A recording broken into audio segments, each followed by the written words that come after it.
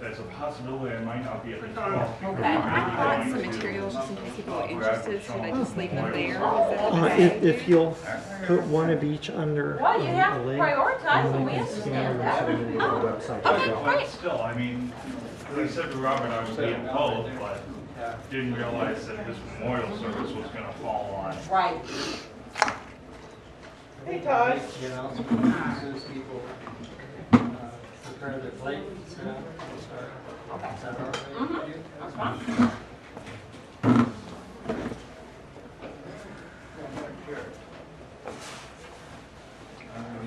Yeah, I'm gonna make an announcement that we're ready. Okay, great. Okay, thank you. Thanks.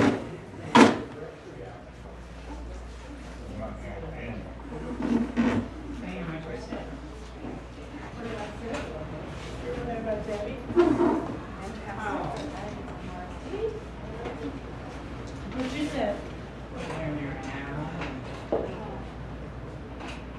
Dip your meatloaf in, as always. Wonderful.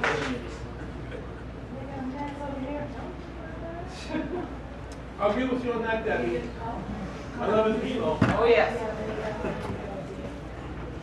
I didn't see it until after I'd gotten the roast beef, so I didn't get as much. Normally, I just pack up the next meatloaf, because I love it so much.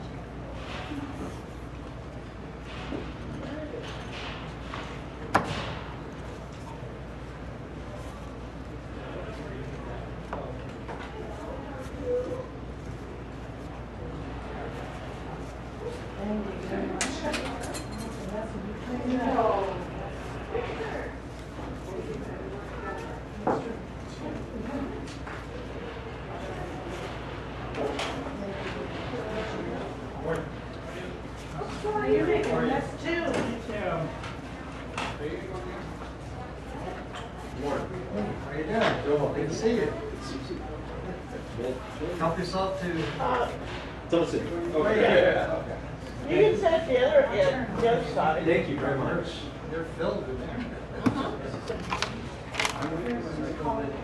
You could bring your cake and Mm-hmm. have a three-course meal.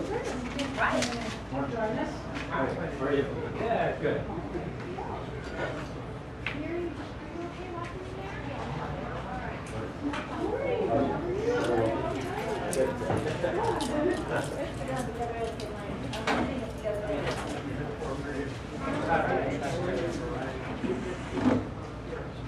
Robert is very ingenious, rounding up interesting speaker Jane is upset. every month or so.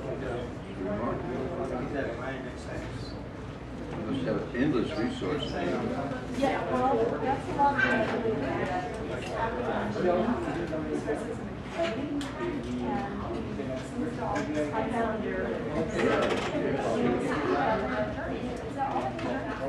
They're all.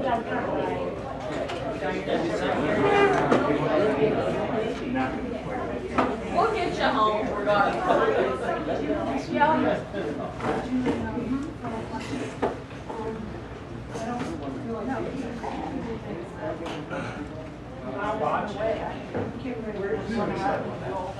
Takes a lot of initiative. Take it to work, we want to bring it to work.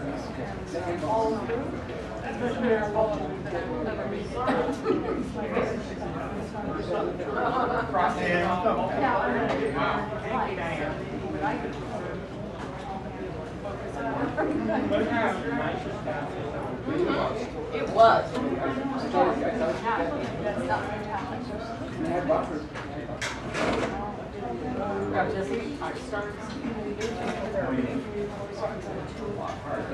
Zero in on Upper Vista. Oh, you did? I thought they were here,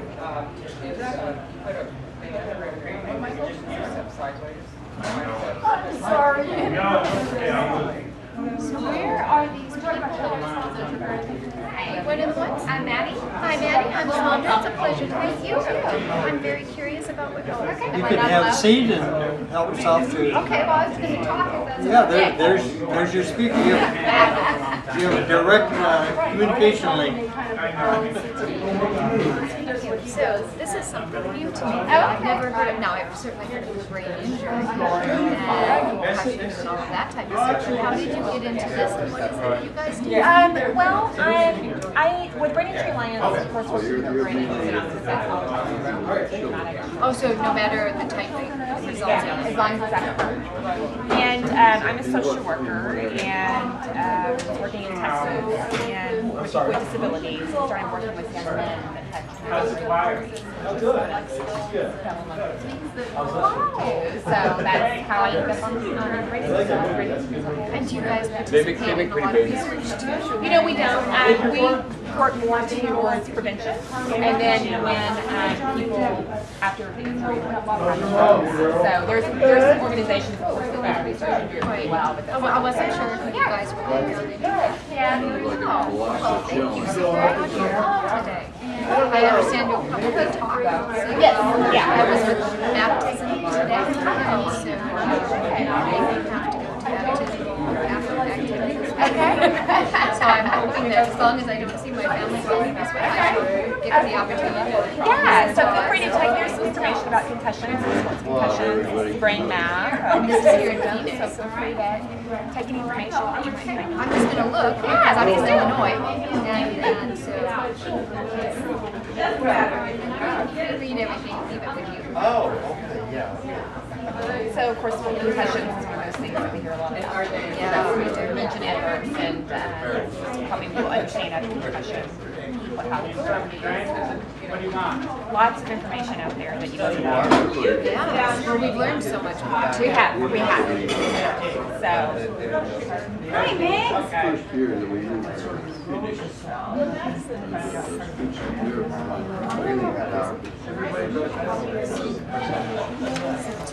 Thanks you guys for coming. Really appreciate it. And then this is just a brochure that Even though I know I'm not from where are you from? Oh, okay. There's a Brain Injury Alliance or Brain Injury Association. Okay. Is this yours? all that you guys do. You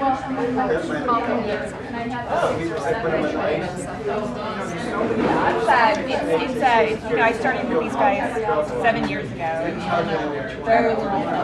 the last 4 years have been an interesting experience. So, but we always do.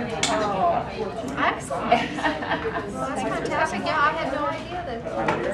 I mean, I knew lots of brain injury. Sure. General health, but I didn't realize that. School years today, are you doing that? Actually, it's been pretty mild right now. Okay. Okay. Yeah. We were just talking about it. It's a nice week. Well, very good then. So when we hit 115, that's when we start It's going. been a little interesting and excessive for me. Yes. I'm doing my best. This is your time of the year where you can laugh at us.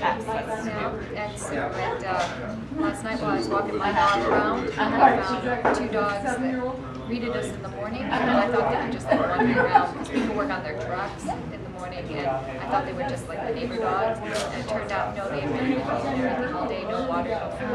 So we took them in last night, and they're doing better. They have to stay outside until they get washed, anti-flea stuff, that kind of stuff. You don't know where they've been. They may be fine, but you never know. And wash them up. So when are you headed home? Next week. Well, this week it's going to be hot. Okay. Well, I will keep that in mind, and I will keep the water bottle nice and dry. Yes, that's always the big thing. Thank you. It's very nice to meet you. Very smart lady. Thank you for coming and being part of this support system for me right now. It's nice to see you. So you work with the Tracy sister and my Brain Injury Alliance. June's daughter. I do. I mean, if I had a stroke, that would be the same thing, right? It is the same thing. If I had a stroke, was that? Yeah. They didn't know what happened. That happens occasionally. I mean, it's not that uncommon for that to happen. Well, it's just it's a stroke that, but for whatever reason at the time you didn't show any outward symptoms. What They happened didn't is know I had Alabama, always been positive. And like back in the early 90s, I was diagnosed in the 80s, but in the 90s I quit taking meds. Okay. And they said that there was people out there who, after they quit taking meds, they were having a stroke. I don't know that much about that. So I didn't even know how to until I came back here from California. Yeah. And then all the trauma of the move, Yeah. losing my job, you know, just like sending them. So they thought that all this was going to happen. So my family took me out, had an MRI done, and they said they had these cells in my brain. You can do that. And then when I tried to get physical therapy, Yeah. they were like, we can't help you, we got to treat you. Well, there is. Well, no, wait. So, I had to go into drug rehab. Yeah. And the guys, when the kids were different, so he hooked me up with House South. He was there, and then I went to Banner, or to St. Joe's, Yeah. and I had a toe off, braces. Yeah. So I did get stuff. Good. Because it does happen where people don't get the diagnosis, but you can still get therapy. You just have to find the people that know what they're talking about. It was over at County. Yeah. And they said, well, you ride your bike and you go to the gym. So we were going to Well, and it's not about your physical symptoms, it's about how your brain is reacting. my brain. It's going to be 25 years from when she takes this positive. So. Yeah. And a lot of that disease is a lot of that's mental stuff. Yeah. Well, you sounds like you've had a long 25 years, but you're there. Ladies and gentlemen, welcome to the Call to Care Coordinating Council meeting. We have the privilege of hearing two speakers today. Our own Debbie Knack will be speaking about her experience in a near fatal automobile accident where she received a traumatic brain injury. And you can see she's a survivor. Also, we have the opportunity to hear from Maddie Cummins, who is a master's of social work person working for the Brain Injury Alliance of Arizona. So let's welcome both of them. So after Debbie speaks for 15 minutes, Absolutely. it'll be your turn. Thanks. Okay.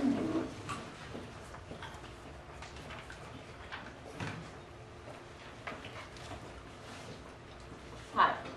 Where's the button? Okay, push the button. There you go. Hi. Is all working? Okay, now you can hear me, okay. I'm Debbie Knack, and for those of you that didn't read in the newsletter about my biography, I was born in Canton, Ohio, and I moved here in 1957, which was when the Congregational and the Evangelical and Reformed combined, creating UCC. But I was born with what they diagnosed as cystic fibrosis, which it wasn't. It was celiac. But I also suffer from an immune deficiency syndrome. And I give blood, so I'm not HIV positive, but I can understand about people with HIV. And it's something that, because I was misdiagnosed, they came out here to save my life, or to preserve my life a little bit longer, a drier, more warm climate. But when I got here, I was diagnosed with celiac. And they told my parents that I would outgrow it if they could keep me alive until I was 12. Wrong. It was later discovered that once you have it, you've got it for life. So I tell my primary care physician, my PCP, just call me gluten intolerant. Do not label me as celiac. It costs a fortune to get those tests. I was born with it. I've got it. And then the insurance company would blame everything in the world on celiac. So just say I'm gluten intolerant, and it's amazing. I can't have wheat, rye, or barley. And that sounds pretty simple. There is wheat flour in rice-a-roni. You've got to read labels. Now, the reason for my head injury. Okay, July 22nd, 1976. I was married. I had a son. who had had his second birthday on July the 15th. I was the office manager for Bendix Forest Products at 3203 Northwest Grand Avenue. And I'm going to give this story. Those of you who have heard me before have heard it. But I'm just going to add a little more emotional because I want to make sure you understand all that went into this. I thought that I was working on a profitable career and I didn't have time for prayer or for church or for God. On July 22nd, my car wasn't working. So my husband, my first husband, took me to work at 3203 Northwest Grand Avenue. Upon turning off of Grand Avenue, the car was impacted on the passenger side where I was sitting. And it pushed the car 750 feet. At that point, the train pushed the car through a bridge embankment, which cut off the rear end of the car, which threw the seat back and forward. It hit me. I hit my husband so hard that I bowed the door. Fortunately, I didn't have on seatbelts. If I would have, I'd have been dead. And when I came back after hitting him, the cow catcher on the train hit me right there. And anyone who has cut their head knows your head bleeds bad. So it was a bloody mess. And because it hit on this side, it also cut this arm, the hand. But my husband and I were taken out of the car through the driver's side because the train was still on the passenger side. And we're taken to St. Joe's. My husband was treated and released, and I was sent to Barrows. And I spent 6 weeks between Barrows and St. Joe's. Now, up until this point, I'm telling you what I've been told. I remember nothing. Human brain is amazing. I don't want to remember. I don't want to imagine looking and seeing that train coming towards me. No, thank you. And after 6 weeks, the finest neurosurgeons in Phoenix told my parents that if I lived, I would be no more than a vegetable for the rest of my life. And my daddy told them, she's going to be okay. Okay, to illustrate my thinking process, I was released after 6 weeks. I was sent home. And they speculated I was in a 2 or 3 year old mental state. So, to illustrate my thinking process, I ask that you think of yourself in a strange city. And you're on the main freeway. Someone has given you directions of how to get there. And you get on, and I'll use the example of the 17, the I-17. Because on the east side of town, I am so lost. But at least I know this part of town. You get on at Van Buren, and your instructions are to go to Bell Road. So you're on Van Buren, you're on the 17th, and you go by all these exits. Goodness, McDowell, Thomas, Indian School, Camelback, Bethany Home, Glendale Northern, Dunlap, Peoria, Cactus, Thunderbird, Greenway, and Bell Road isn't there. So your brain is going, did I miss it? Am I going the right direction? And this is the state my mind was in 24/7. What's going on? And then my husband, my first husband, my son, dog, and I moved to Gulfport, Mississippi. And in Mississippi, I discovered that there was a lady down the street that was active in the Pentecostal movement in the Catholic Church.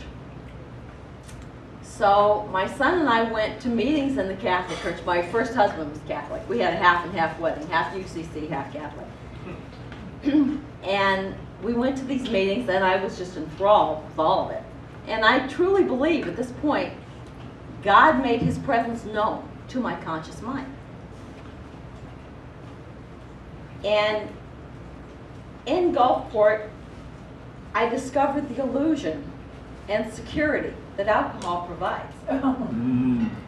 And here I am dealing with being 2 or 3 sometimes and being 22 other times. And I'm bouncing back and forth with a 2-year-old. Talk about terrible twos. And my sister kept sending me messages and sent me Wayne Dyer books, which kept me alive. But at that point, I had a 2-year-old, and I didn't understand what he was going through.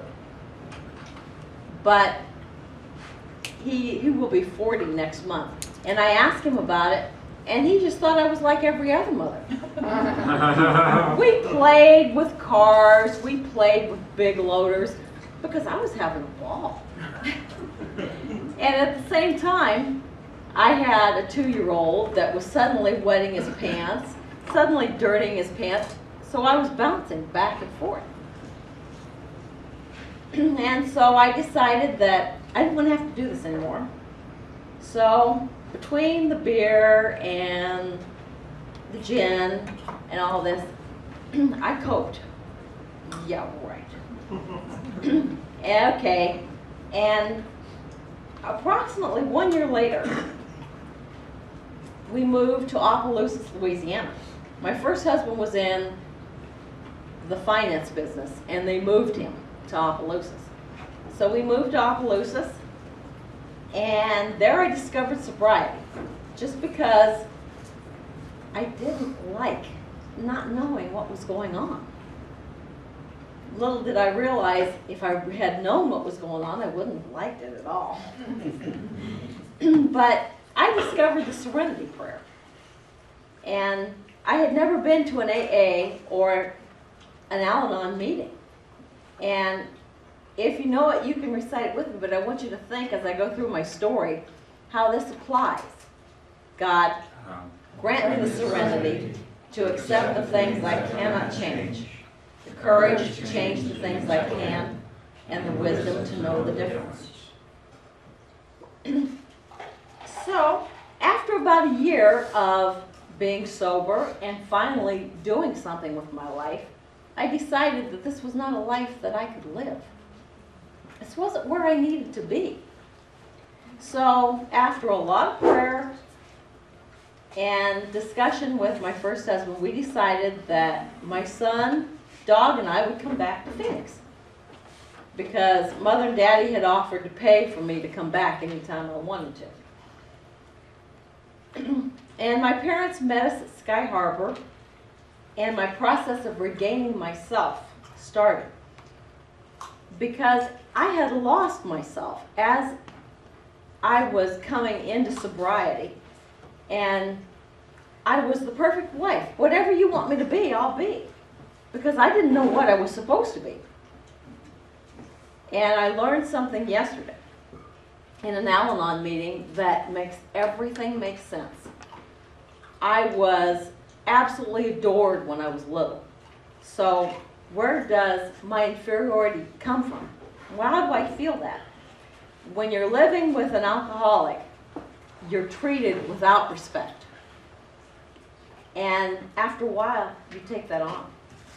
There is none. I don't deserve the respect.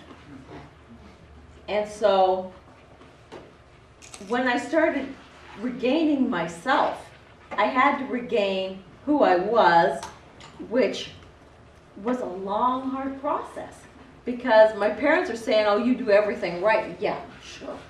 I'm perfect, you betcha. And the world telling you, yeah, you really messed that up.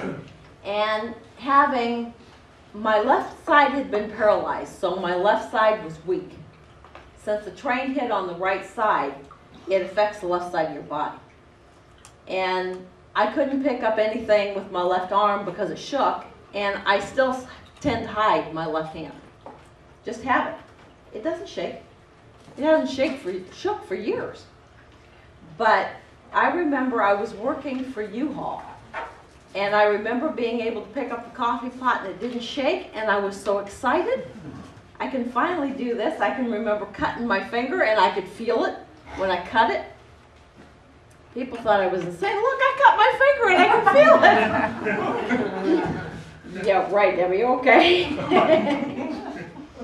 After living with my family for some time, my dog, son, and I rented our own place.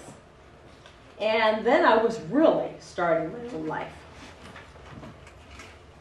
Then, after working for a while in different places, I decided I needed to find a church. I went to the church that I had grown up in, and we had a difference of opinion. I'm not going to go into that, but we did. And the conference minister, which was before John got here, told me to go to 3 or 4 churches 3 or 4 times before I decided where I wanted to go. First church was my second stop in my church shopping experience. And I was sitting there and I heard Steve Wales and went, wow, where has this man been all my life? So I joined First Church. And it has been just a series of exciting things because as I grow, there was no brain damage. It was all injury.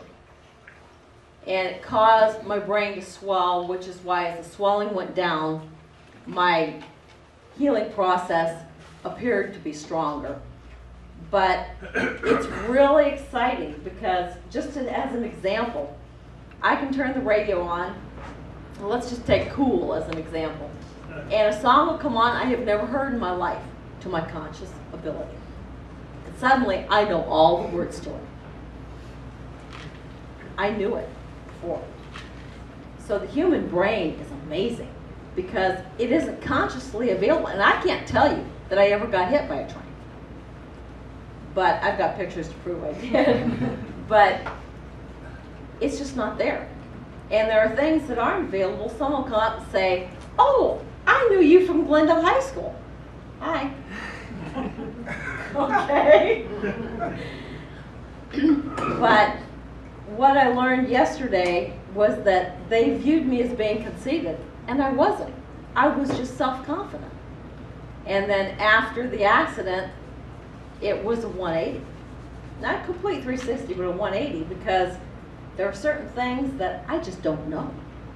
It's not consciously available. And I have a great time with the computer games, and Carol is my buddy, because it teaches me eye-hand coordination.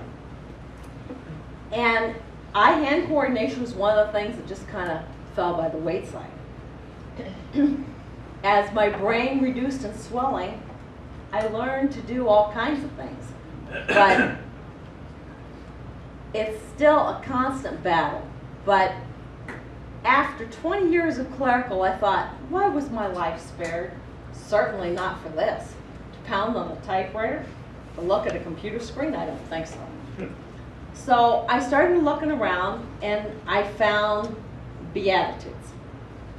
And I was hired as a Beatitudes home companion at the Campus of Care. And this is one place where there is such a big difference between sympathy and empathy, because I can relate to what these people are going through. The average person is between 80 and 90 years old. And I used to be able to. And as an example, yesterday a lady had taken her shower. I helped her with her shower and she was putting on her dress. And she couldn't get it around to the other arm. Well, I can relate to that. It's not, I don't feel sorry for her.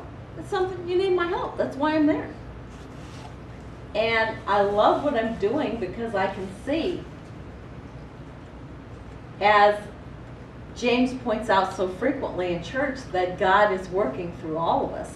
And I'm there, and I tell people if they want to know it, I'm paying it forward. I'll be 60 in 2 months. And I'm going to be here, God willing, and my finances hold up. I'll be at Beatitudes. And somebody will help me and remind me to take my pills and help me put my dress on when I get past here. But after I came back to church, and before I had decided that I wanted to work at the Campus of Care, I was in a group with Jeff Durham, and it just hit me that God is still speaking. And so here is my tattoo. And it is there forever, and it is right next to the scar.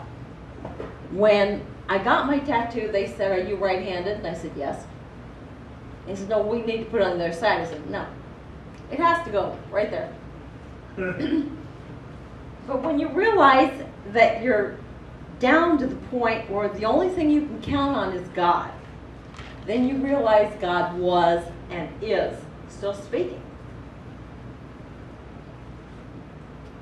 Gracie Allen said, "Never place a period where God has placed a comma." The finest neurosurgeons in Phoenix told my parents I was done. They put a period on my life. That isn't what God had in mind. Daddy said she's too mean. That's okay.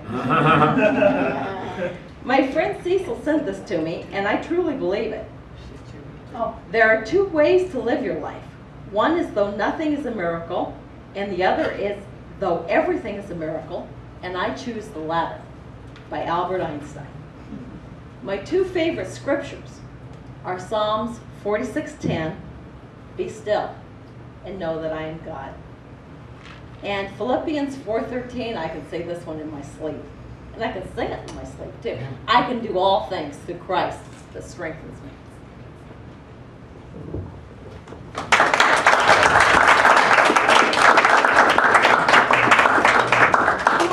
Good job, Debbie.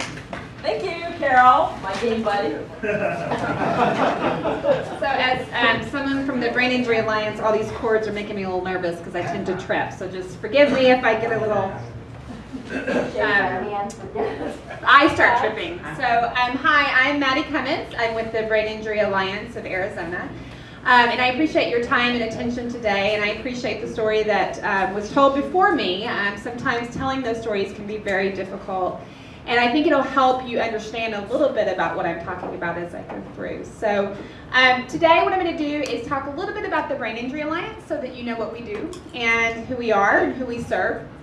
And then I am going to talk to you about brain injury. I think that brain injury is, the brain is amazing and mysterious and confusing and does all kinds of things we don't always think about. So when we talk about the brain being injured, you certainly begin to understand why life can be so difficult.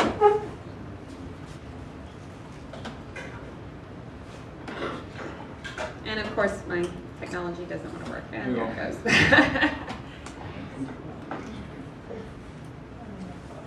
You let me shut the lights off, Maddie? It's up to you. You want me to do that?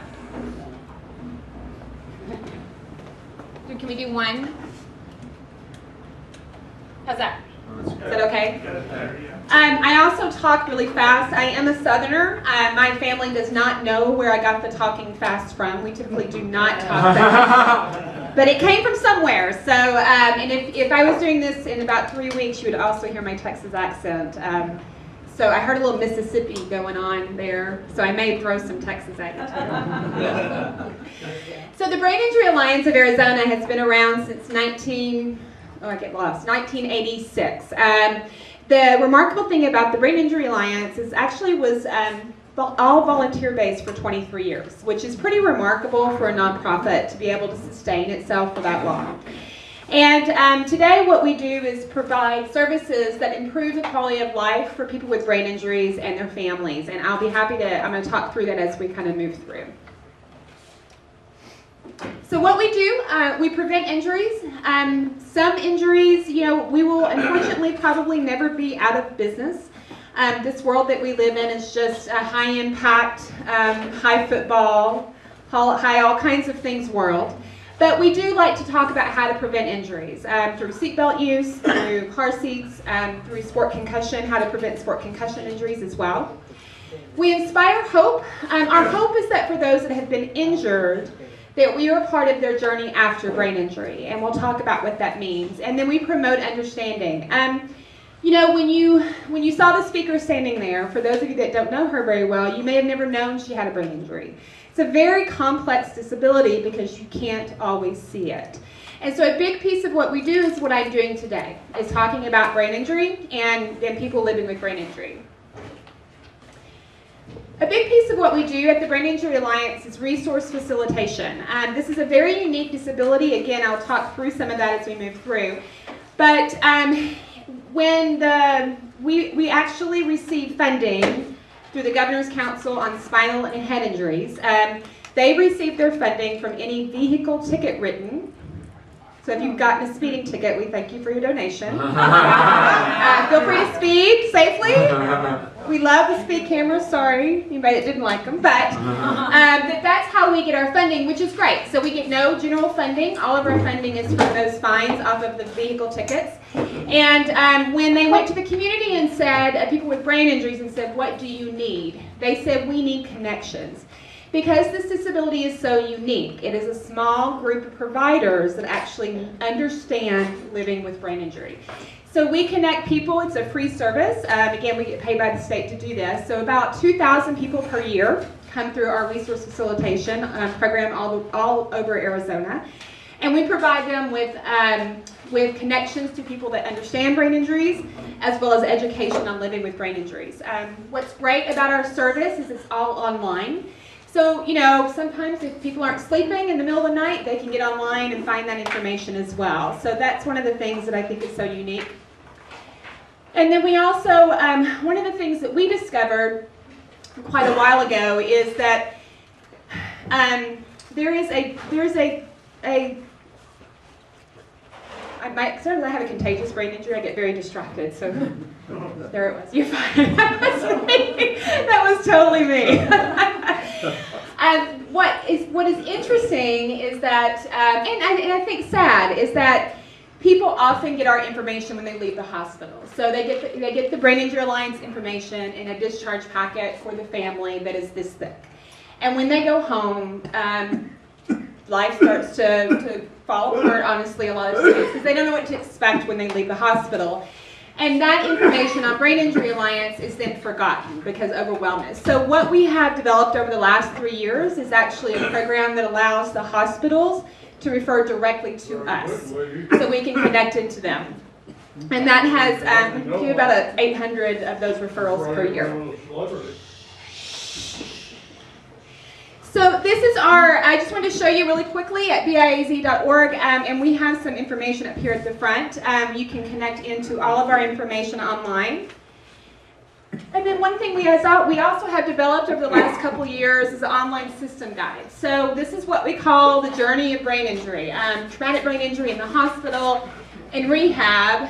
And then over the last couple years, we've added this military and veterans with brain injuries. You hear that a lot about that in the news. It kind of comes and goes in the news. It's back in right now.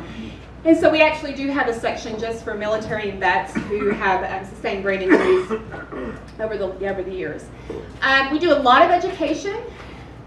What you'll see, and again, we typically do half-day brain injury education for families, sometimes full day. So you get a very small piece of what we talk about, but when you see it, you'll see how overwhelming it can really be. And so we really believe that education is the key to understanding living with brain injury for not only the person, but the family as well. So we do a lot of education. We have conferences throughout Arizona as well. Our Rays of Hope, we are in our 9th year for the Rays of Hope Annual Survivor and Family Conference in 3 different locations. We do information online, not my favorite. It's very weird if any of you guys have done webinars yourself. I wave my hands to the wall, it's great. Nobody sees me, but me. But with Arizona being so rural and travel being so expensive, it's a way that we've discovered we can reach people no matter where we are or where they are. So we've started that as well. And then we also do a professional conference along with St. Joseph's Barrow, as well as Banner Good Sam. I think the best piece, my favorite piece that we do is the Inspiring Hope through our recreation and support groups. About 8 years ago, we started a program called Can't Can Do, where we take 55 brain injury adult survivors and their families, sometimes their families, up to Payson, Arizona for a weekend. Some of these guys are 10, 12, 15 years out and have never been away from their family. So it gives the family a break as well. And the only rule is that you try something new. So we go fishing, we do karaoke, which I stay very far away from, not the karaoke person. We have an incredible time at camp, and it's remarkable for the rehabilitation and for finding what we call the new normal. People with brain injuries often find themselves a new person, and you have to figure out who that person is. And this camp can really be a big part of that journey for some people. And then we have support groups. You know, I love these support groups. They are very focused on the future and on helping each other. And so we do several support groups throughout the state as well. Okay, there's my Brain Injury Alliance spill. So they call this, the Centers for Disease Control actually coined this term, brain injury is a silent epidemic. And so my question to you is, who on this slide has a brain injury? Can you tell? Everybody. Well, actually everyone but this one person right here. Oh, that's sort of. Yeah, you were going to say that brain injury? Oh, wait, no, you said that. So that's the point, is you can't tell. I have worked with people with disabilities since I graduated with my bachelor's degree. And what I think is most challenging about most brain injuries is there is typically no physical manifestation. Sometimes when they get tired, sometimes they are in wheelchairs, but most of the time they're not. And so there's no way for our brain to readjust for someone that has that disability because we can't see it.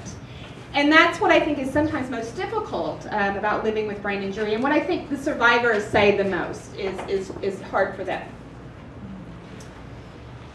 So the Brain Injury Alliance actually covers all types of brain injuries. You hear a lot about traumatic brain injury, and that's when there's actually been a blow or a jolt to the head. So car wrecks, falls, are veterans and wounded warriors that have brain injuries.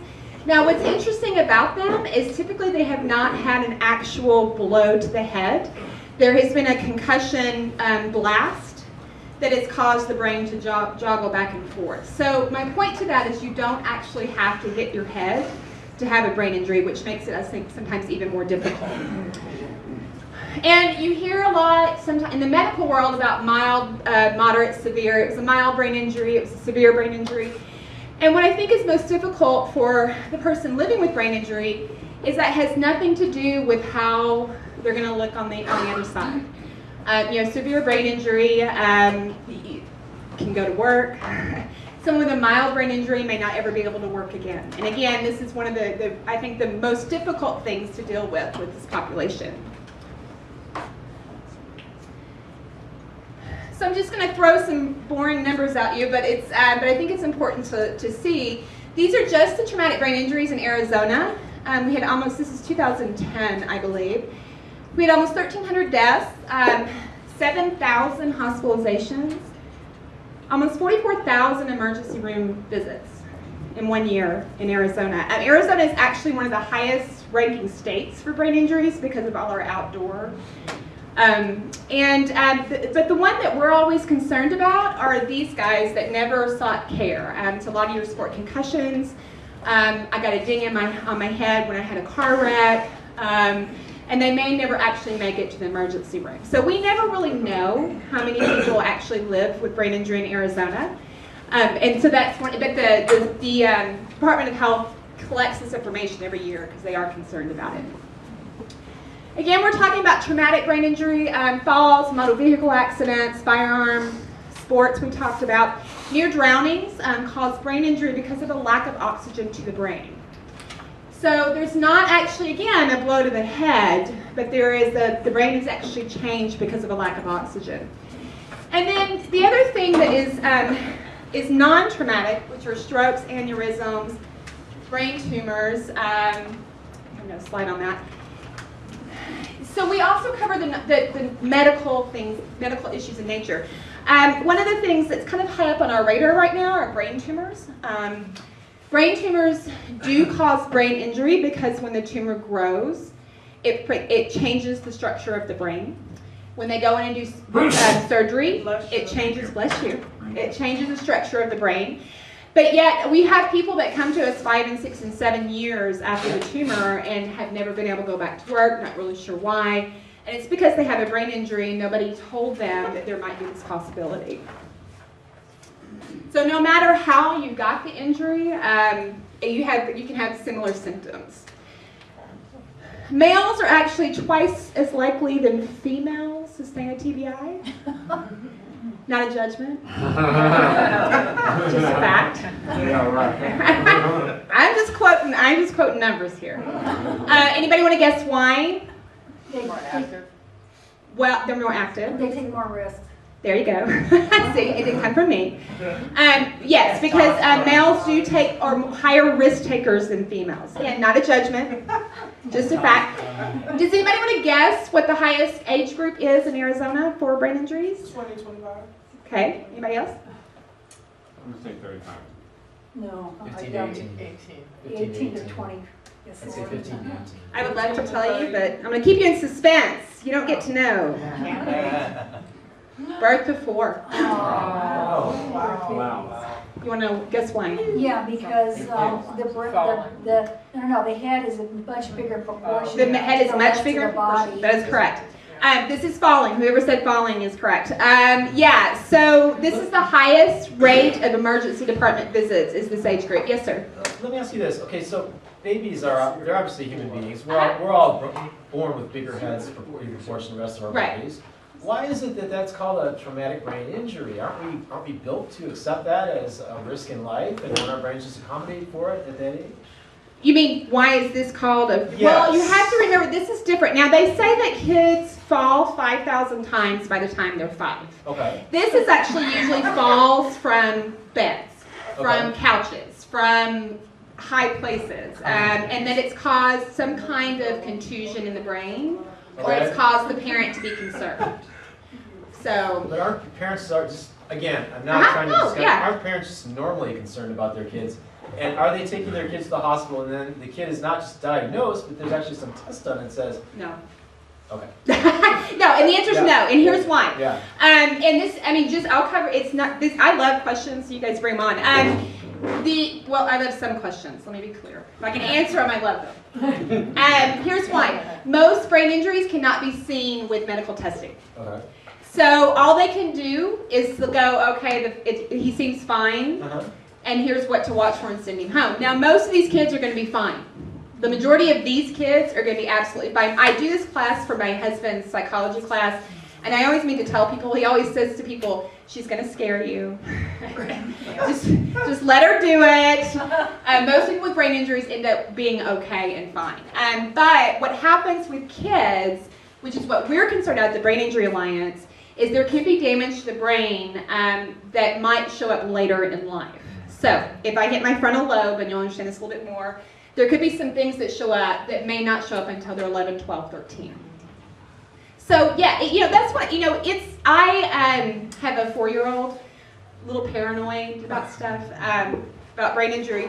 And, I actually called, perfect example, I called a pediatric neurologist, and I'm like, hey, I found this helmet, for walking. I tell this, and I'm like, oh my gosh, and, because of this statistic, and he said to me, millions of children learn to walk, and they're just fine. So, yes, the reality is most of those kids are fine. But they do, what I think happens, this is a lot of falling off things, not just tripping and falling. Yeah. Are you going to tell us what these brain injuries can turn into? Yeah. Okay, I'm going to go through brain injuries. I want to know. Okay. I can answer that question. The next one in Arizona is 65 plus because of falls.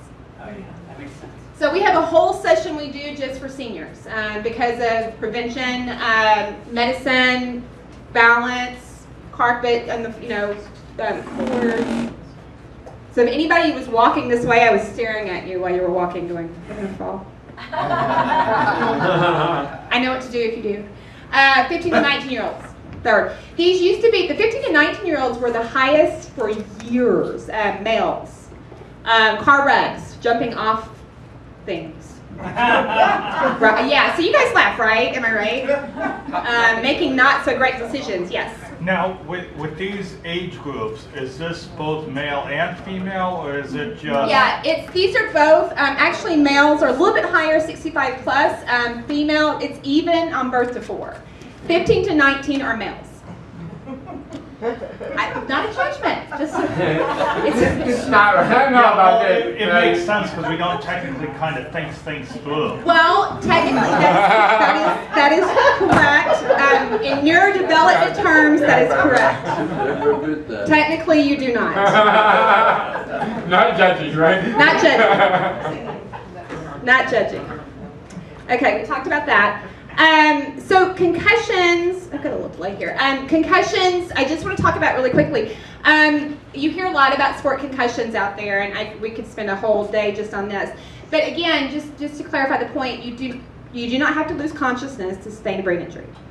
Okay, and not all brain injuries show up on medical imaging. My father, the brain does this really weird thing where the brain cells, it's called shearing. They just kind of fluff off when there's an injury, and you cannot see those kinds of things on medical testing. So just because someone's just had a concussion doesn't mean they don't have some pretty serious injuries. My dad had a car wreck, and he lives in Arkansas, and he had a car wreck, and he called me from the ER and said, you know, I'm fine. Obviously, my family's a little bit paranoid about telling me they have brain stuff going on. And well, when he came to see me, I realized he was asking the same question over and over, telling the same story over and over. And I said to him, I said, Dad, you know, I think that you really did have some issues with the wreck you had. And he said, well, but I went to the ER and they did a scan and they said it was fine. They asked me who the president was. I knew that. But he was having a horrible time paying attention at work. He was actually afraid he was going to lose his job. He couldn't concentrate. He got distracted really easily and kept forgetting. And what I discovered is he thought he was getting Alzheimer's. And the reality is, because he was 55 at the time, the reality is he had a concussion. He got the help he needed, and then he was okay. But because he did not know, he didn't know what to do. So, so again, there's therapies. There's a cognitive therapy you can get that can actually help the brain do better, and so when he got that, he was doing okay. Oh goodness. Okay, so I'm going to talk about the brain function and brain injury at the same time. So, you know, we really take our brain for granted. It's everything you are, you do, you feel, you smell, you eat, you sleep. I mean, the way you communicate with people, the way you have relationships with people is about your brain. And I really think we take it for granted. You know, when I had my picture taken, my brain did a little thing there because I got distracted. Well, on some days, I'll tell you what happened today, I had too much caffeine. So I can tell when my brain's not on top. You know, when it's not top, I know that. But you need it. You need it to breathe. So when there's an injury, it can really cause more than just left side weakness or right side weakness. It really causes a readjustment in the brain and a readjustment in personality, and that's what I think is so difficult. And this is my favorite slide. Maybe. Yeah. See? Computer. Okay. And I actually have a copy of this up here if anybody's interested. This is your brain, and then these are the areas that, or the functions that your brain has. So what I wanted you to pay attention to is this frontal lobe. Most traumatic brain injuries have some sort of frontal lobe injury in place, and that's up here at the front. And what you can see is you have initiation, problem solving, judgment, inhibition of behavior, planning, personality, mental flexibility. Those are all things you need to be a responsible adult. And when there is a frontal lobe injury, especially at a young age, these things can be very challenging.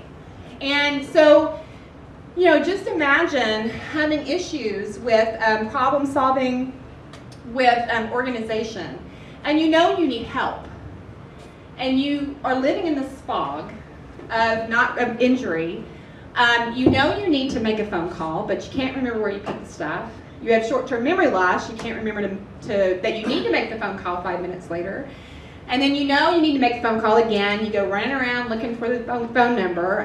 These guys, sometimes they pull out like Post-it notes of just information because they just keep writing it down, not understanding that their brain cannot organize it. And it can take them 6 months to make a phone call to our office. And then what happens sometimes is they call our office. By the time they've done all that, found the number, dialed the number, remembered to dial the number, they've forgotten why they're calling. And so they say to us, I know I'm supposed to call you, but I don't know why. Now, if you're trying to get help anywhere else with the Brain Injury Alliance, we go, okay, we know why you're calling for help, let's walk through it. But if you're trying to get access or insurance help or whatever, you're not going to get very far. And that's why I find this population so vulnerable, because trying to find help is often very, very difficult. The other thing I think is interesting about this is your eyes are in the front of your head, but the way you perceive vision is actually in the back. So your vision perception has, so if you have an injury at the back of your head, and often people will have injuries at both the front and the back. When you do like a car wreck, your head goes back and forth like this, and so your brain actually will slam into the front and back of the brain, of the head, causing those injuries. You can see fine, but your visual perception is really messed up. So if you go to an ophthalmologist, they'll look at your eyes and say, hey, your eyes work fine. The problem is here. So you may be seeing blurry or double. It's the way you're perceiving vision, not your eyes. So that's why it's so important that you get to the people that understand brain injuries. There's actually very few of them, but they're neuro-ophthalmologists that work with this issue. And who would know that? You know, who would know that if you didn't work in this world?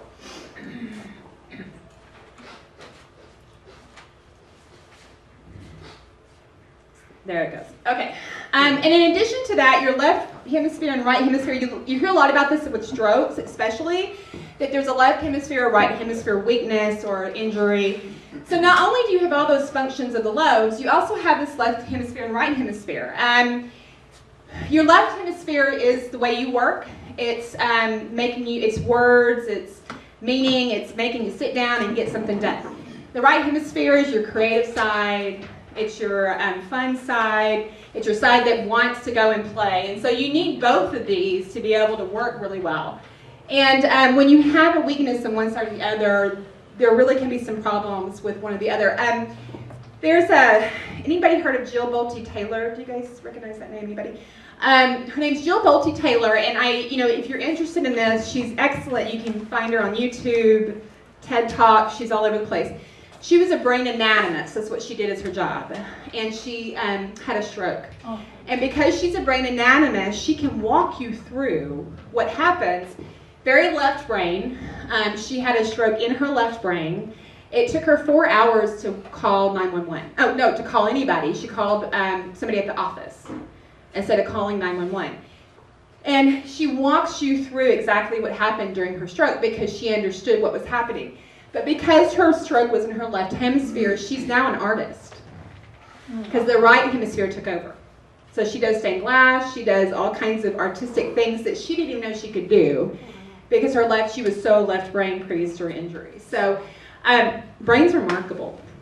It just does amazing things.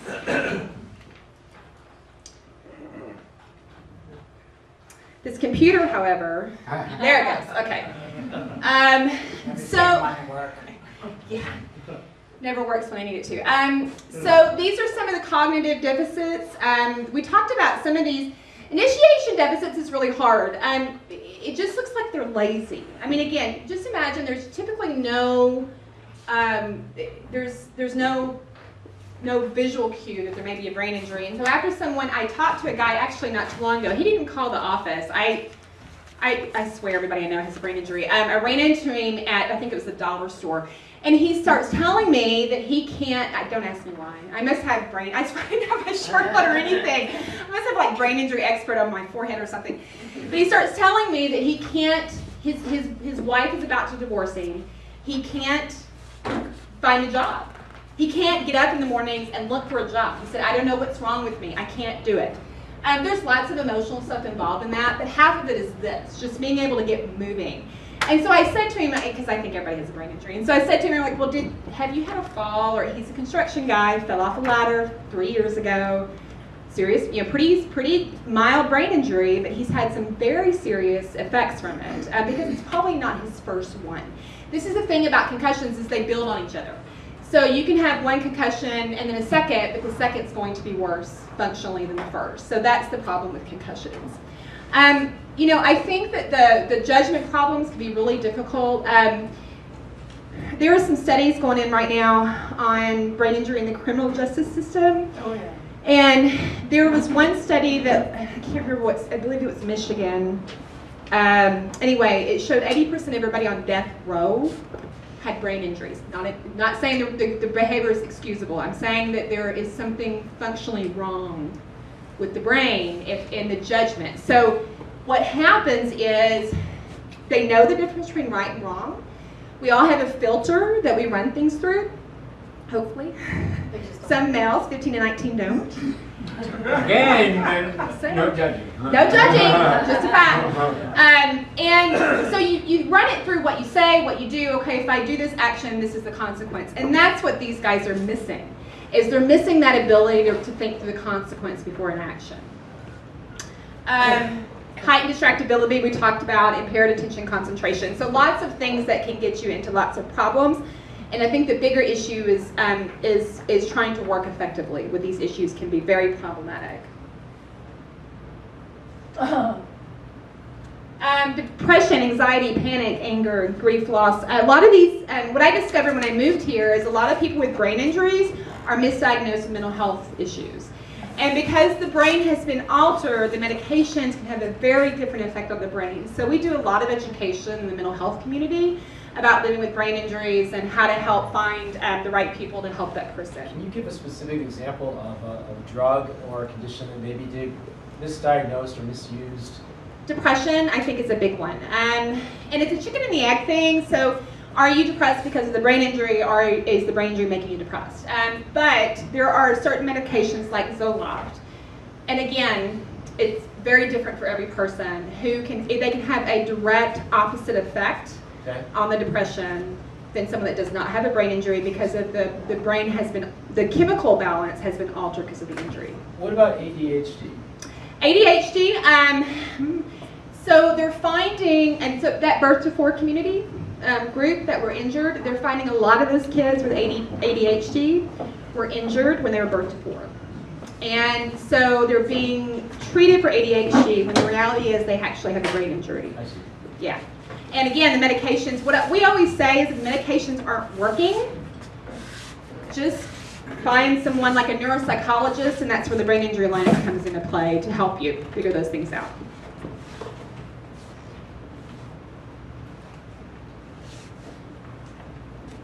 Thank you. You're very welcome. Sadness, helplessness, despair, those are some of the things, again, that come into play when it comes emotionally with these injuries. What time do I need to be done? It's 1:01. Okay, what time do I, now? Whenever you... Okay. Okay, I try to be respectful of time. So, okay, so we're going to talk about, I'm almost done. Okay, so everybody's going, come on, really? I'm almost done. So we're going to talk about living with brain injury so you'll know what this means. Because I can speak all day long about it, but living with brain injury is actually not one of the things I have to do. If you've seen one brain injury, you've seen one brain injury. This injury is very difficult and different because each person is different, each personality is different, each brain is different, each family is different. So I can have an injury, I can fall, hit the front of my head, have 1, 2, 3 symptoms. The person next to me could have the exact same injury, have very different symptoms. And that's what makes this injury so difficult to deal with and to diagnose. These guys have all had injuries. George Clooney is very honest about the fact. He had a motorcycle accident during a movie he was doing, had severe depression, suicidal ideation, had very hard time, short-term memory, very common symptom with brain injury, remembering what he needed to know through the movie. He was able to get the attention he needed, and he's doing okay now, but you would not know that. Gabby Giffords, I think, is one of those, of course, that we all know, and very serious injury. And what I love about Gabby is she's very clear about the fact that she's doing very well because she had the insurance to pay for it. This is a very expensive rehabilitation process, and she was actually approved, I think, for 5 years of rehabilitation, and most people may get 6 weeks.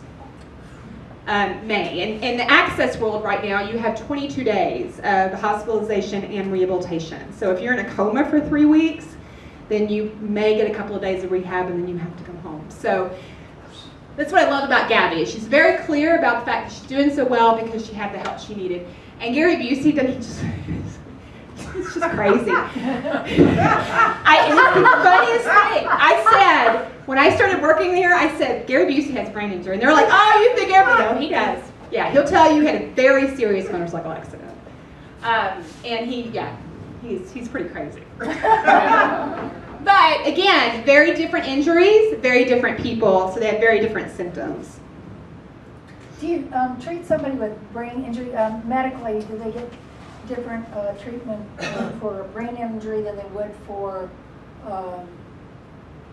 ADHD or depression or things? Yeah, there's a psychologist called a neuropsychologist that does residency in brain injury, and they are the ones that can help determine where are the symptoms coming from.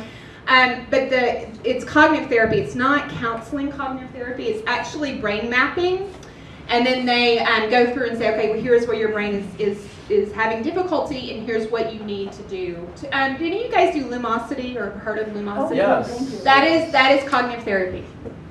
So congratulations, you're doing a good job. Because that's what cognitive therapy does. Now don't tell any neurologists I said that, but that's what cognitive therapy does. Is it helps improve your brain in the areas. So Lumosity is a website built for, it has brain games, and they assess how well your brain is doing in different levels at different areas, and then it gives you games to help you improve those areas, and that's what cognitive therapy does. These are from brainline.org. It's a federally funded website that has lots of information about brain injury, but I think these are really, I think, good. They're very touching to me. Brain injury is like running in sand. You know that feeling that you just can't ever get ahead, and your feet are slipping out from under you and you can't go fast enough.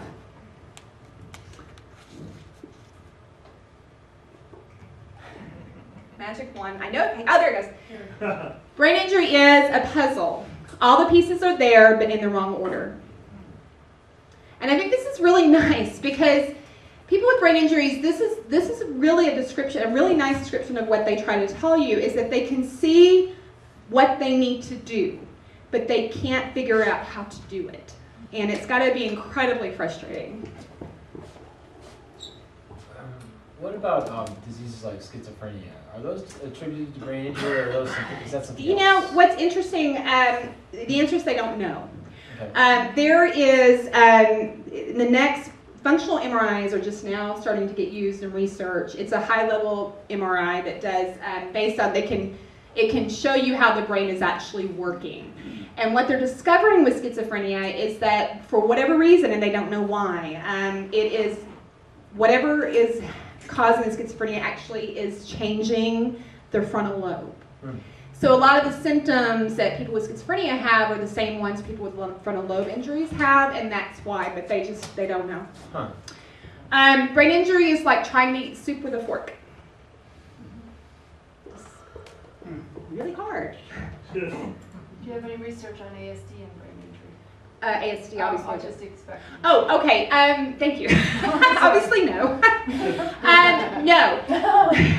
But it's been a very long time since I've worked with people with autism. But when I do these presentations, people that work with people with autism said that it's very similar. And I think it's what is similar is the world is perceived very differently.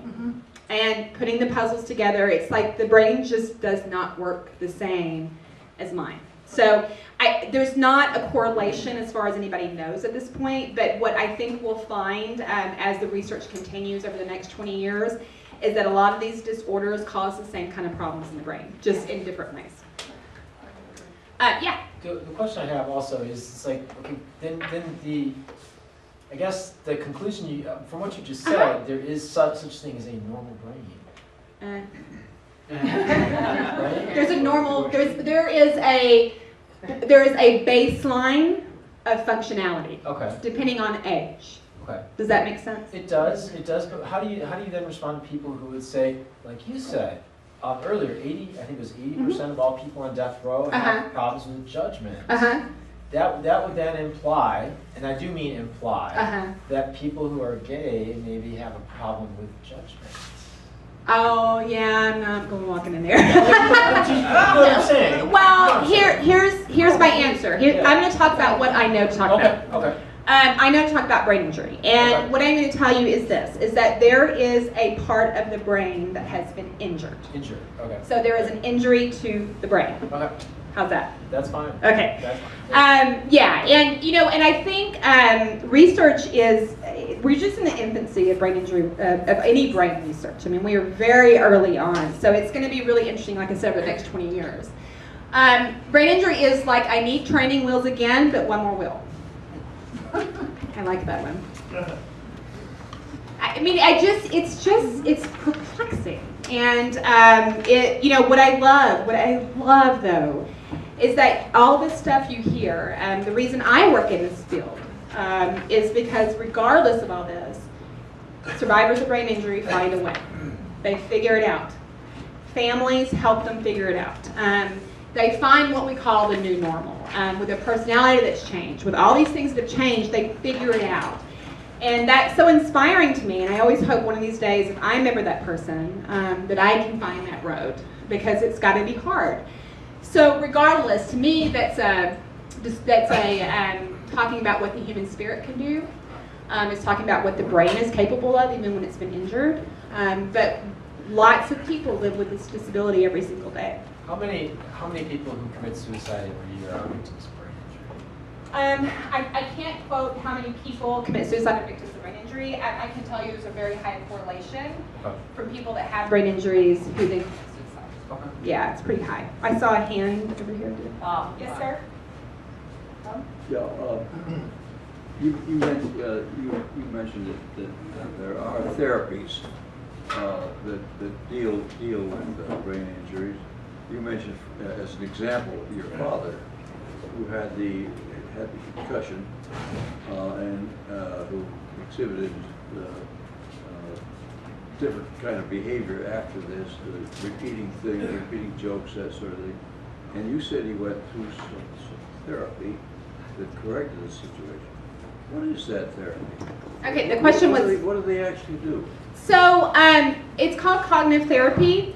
It's not, for those of you that are familiar with counseling terms, it's not cognitive therapy in relation to counseling. It's actually remapping things in the brain. So, what they do is they do things like, it all depends. It all depends on what is injured in the brain, but let's say there's organization problems. Well, what they'll do is they'll take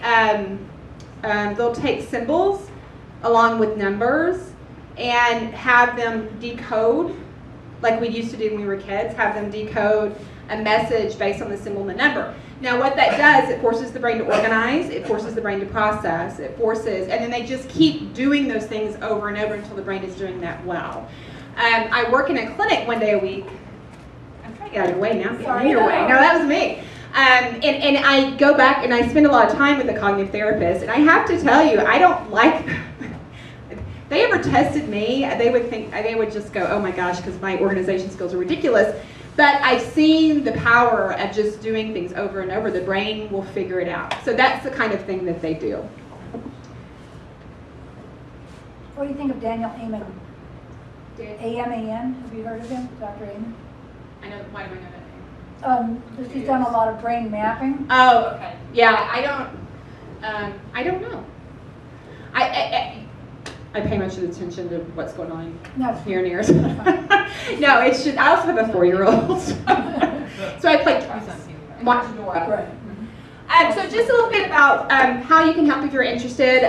We have, every year, our big fundraiser is Bowl for Brain Injury.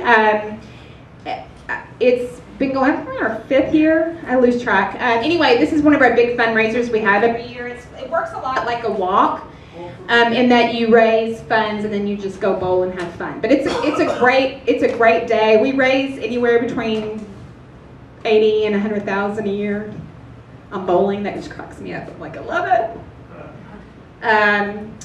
And then if you're interested in getting involved in volunteering, you can actually go to our website. But we use volunteers for a lot of different things.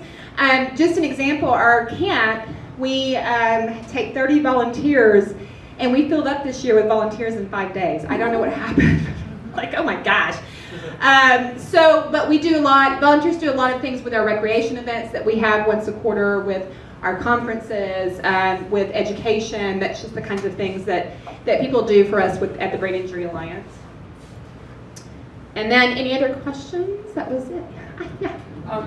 I've noticed this with my mother before she died, and also I have an elderly friend that's going to be 94. About 6 or 9 months ago, she had to go to a group home. Then I sustained a hip injury, and I can't take her to church. So she is stuck in a room with caregivers. She's got a roommate. Right. But her roommate's actually quite sharp. But most of the people are not. You know, they're just totally gone. I've noticed with my mom and also with this lady that there's been a big increase in not getting the right person's name, not tracking. She'll lose her thought right in the middle of a sentence, and she's really cute. She says, "Oh, sure," when she loses it. But is that sensory deprivation, do you think, or? Yeah, so the question was, if you guys didn't hear it, was if someone is in a room, is older in a room and doesn't get out, and is that sensory deprivation? The answer is yes. I mean, it's not sensory deprivation, probably a medical term, but if your brain's not active and you're not using it, you're going to lose it. I mean, that's just the bottom line. Because, so you know, they go. She's not at the stage that my mom. Yeah. She died. They go in and out. You know. They do. Yeah. They can, that is it's going in that direction. And yet, my mother said one of the funniest things she's ever said in her life, right before, you know, like 2 weeks before she died. That was tack on, you know? Yeah. Well, and you know, it's that's a very different thing than brain injury. The reason I'm saying that is just my expertise, but just as social worker working, that's why they say, and they're right. The research shows the more you keep your brain active, as you get older, the better off you're going to be. Because if you don't use it, you lose it. I mean, that's just in fact, my mom had macular degeneration. Yeah. So almost completely couldn't watch TV, couldn't use the computer, couldn't do crosswords. And my friend Marge is now at the point where she can't see well enough to read. Oh, you know, and so, you know, the things that you like to do that keep you motivated and keep you interested, they're gone. Well, and that's when I think it's really important that, you know, family and friends find the other resources. So, like, my grandmother had the same thing. She had macular degeneration, and reading was her life, so we got her talking books. Yeah. I mean, not as great, but it was at least kept her mind active. Yeah. So, and as you know, physical exercise also is, you know, one of those things, even if it's just getting up and walking. So. Yeah. Yes, sir.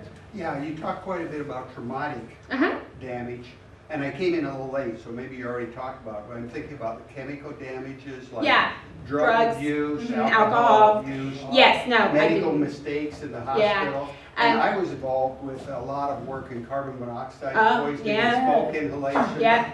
Tens of thousands of people get that carbon monoxide. The typical response in smoke inhalation was they were treated and then went home. And I was finding out and working with the neurologists and the doctors, 6 months later they still had not recovered their cognitive abilities.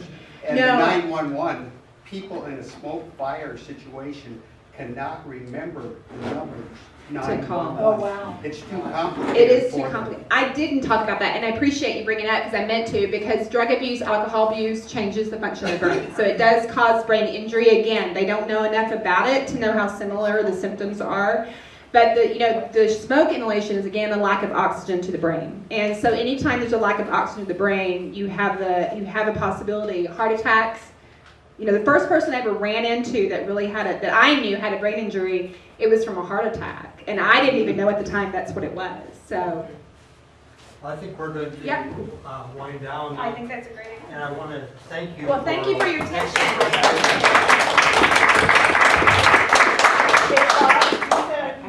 No, I was going to introduce Carol has a short announcement. Go ahead.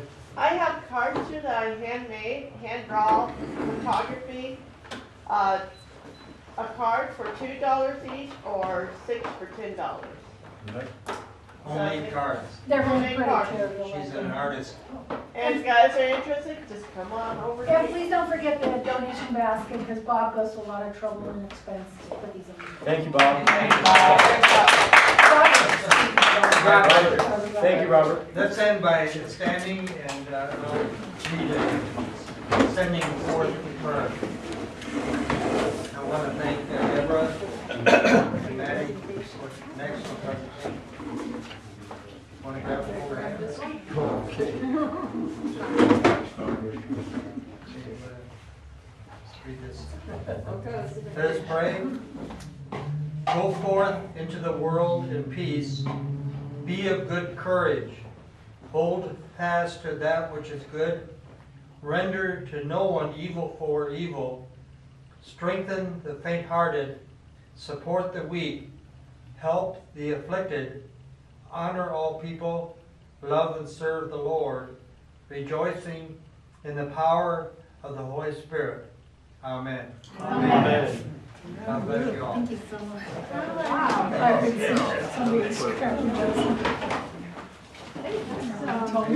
Yeah, I have a program, so.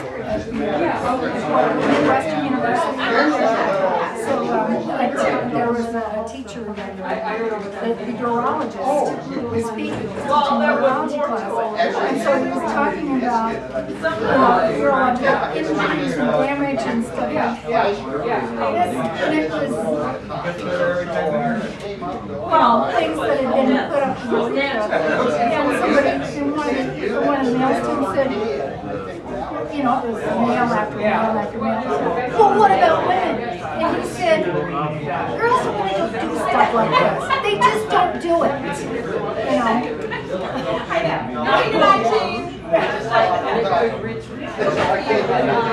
Sticking through it, that's hard. Oh, please do. That is what we're doing. Please do. Yeah, nothing.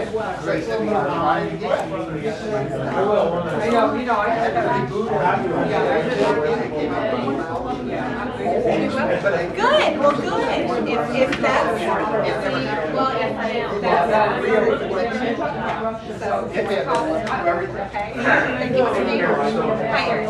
Thank you so much. Hi, yeah. I do. I would submit, I want some information about the bolt for brain. Oh, okay. Yeah, here's the bolt brain injuries. No, where do you usually have these? We have them in 4 different locations. Well, one's just we have it in Glendale, Mesa, in Scottsdale, the Brunswick zone, in that location. I know where the Brunswick Plains is. It's off of BLN now? Yeah, it is. Yeah. That's exactly where it is. Yeah. So, what's next one? What's next one going to be at? September. I think I know this. It's September 20th. So they're going to start. We have a whole base movement. It's so easy. Okay. There's a whole website. So on. Online. Great fundraising. And then you show who they enroll. It's great fun. So, are you going to have this one at Brunswick Plains? Okay. Yeah, let me give you a contact. Let me write down. Actually, This is, Prairie Wayne is leading that, and she actually can help you set the website, whole shebang. Mom? Give me. Yeah, so you can just carry a call, or if you don't remember, you can call me. Okay, because I bought there before too. Oh, okay, okay. Brunswick, Pennsylvania. You know that? Yeah. Yeah. Great, nice meeting you. Thank you, that was wonderful. Oh, thank you. Expand our understanding. Good, good. It's always an interesting subject. No, it's definitely a larger subject than I realized. I know. Brain's a weird thing. Thank you so much. Thank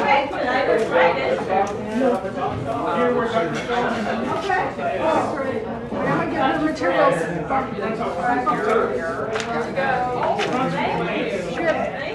These are the flyers. I knew there was a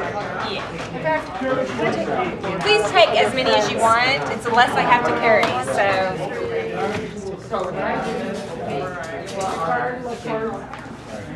See, Denny, I didn't give you, I didn't tell anybody it was because you showed me how to do it. The example.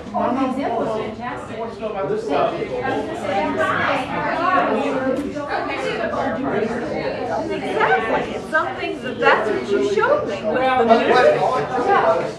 And I didn't give you credit for it. Oh, I think it's really not mine. It's just something you borrow when you grow. Right.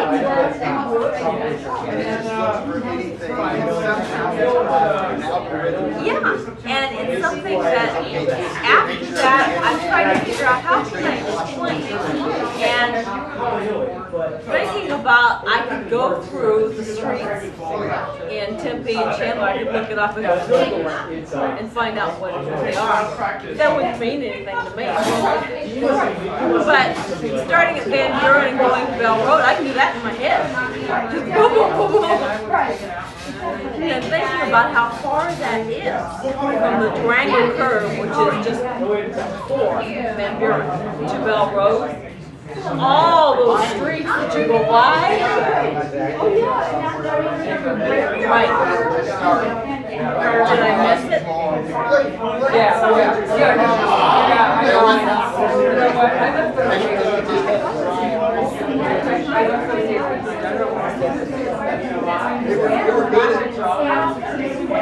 Sure.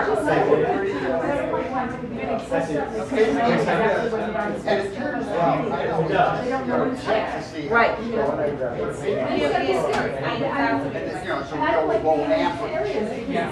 Exactly. And I can attribute my perfectionism to being a Virgo. But it's something that this is the way knives, forks, spoons, that's the way they go. Do not mess it up. Because I reach up, I want the spoons right there, so I don't have to look.